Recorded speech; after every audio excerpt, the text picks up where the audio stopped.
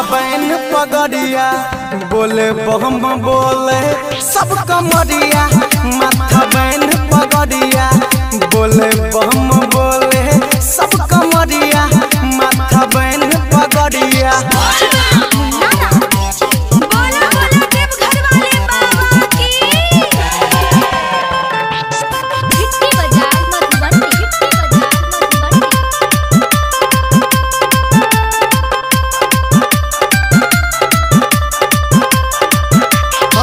सुल्तानगंज में सबे कमर सजावे बाबा नगरिया सबे धूम मचावे धूम मचावे।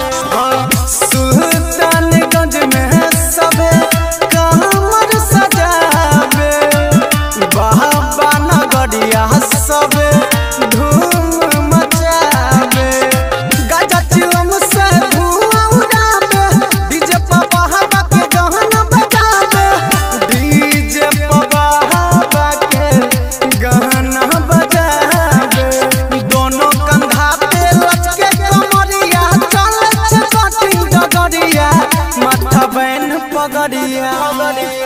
माथा बैन पगड़िया बोले बम बोले सब कमरिया।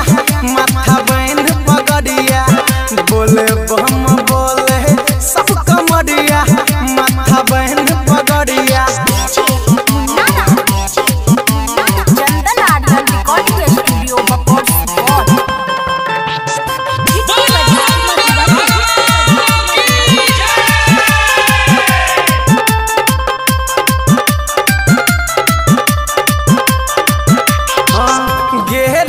कलर में सब रंगाइल रिम झिम बरसे बदरी देव घर सजाइल देव घर सजाइल।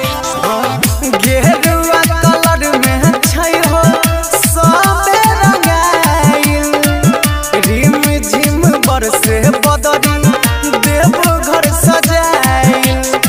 राइटर रसीला चंदन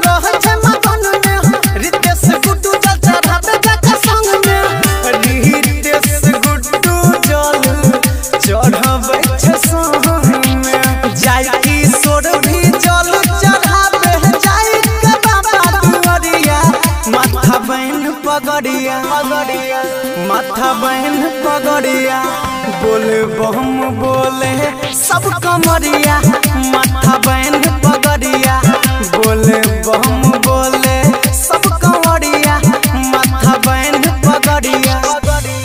चंदन आर्यन रिकॉर्डिंग स्टूडियो बकौर सुपौल।